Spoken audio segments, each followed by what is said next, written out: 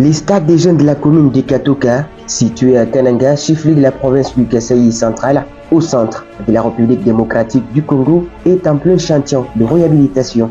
La province du Kasaï central reste celle et l'unique province oubliée sur le plan infrastructure sportive depuis l'accession à l'indépendance de la République démocratique du Congo en 1960. Construit par le prêtre catholique, doté d'une capacité de 15 000 places assises, cette unique entre accueille jusqu'à 15 000 spectateurs.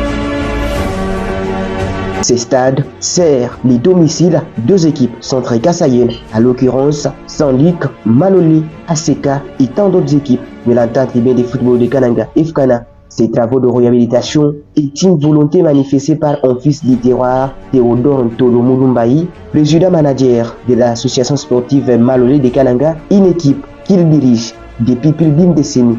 La nouvelle de la qualification de son équipe en Ligue 1 du championnat national de football de la République démocratique du Congo pour l'édition 2024-2025 lui ont davantage motivé de faire de plus que ce qu'il a déjà fait pour le centre kassaïen. Le manque d'une bonne réhabilitation ont poussé l'équipe de l'US Tchinkonkou de Kananga d'aller évoluer ailleurs de la province du Kasaï central depuis sa montée en Ligue 1. Chose que Théodore Ntolo Mulumbayi ne voudrait pas permettre à son équipe de s'éloigner à son public. Le stade des jeunes de la commune de Katoka a accueilli la finale de la Coupe du Congo remportée par l'US Tchinkonkou de Kananga en 2011 pendant que Trésor Kapokongui était président de cette modeste formation.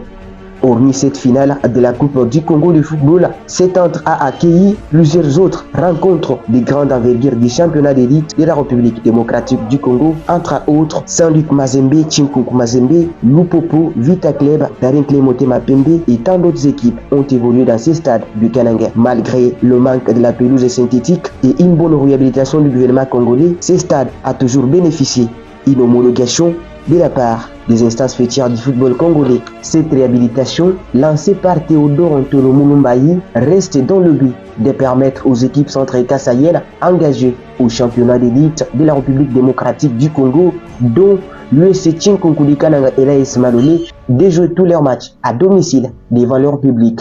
Les personnes de bonne volonté sont appelées à soutenir Théodore Ntolo Mulumbayi pour l'accélération des travaux.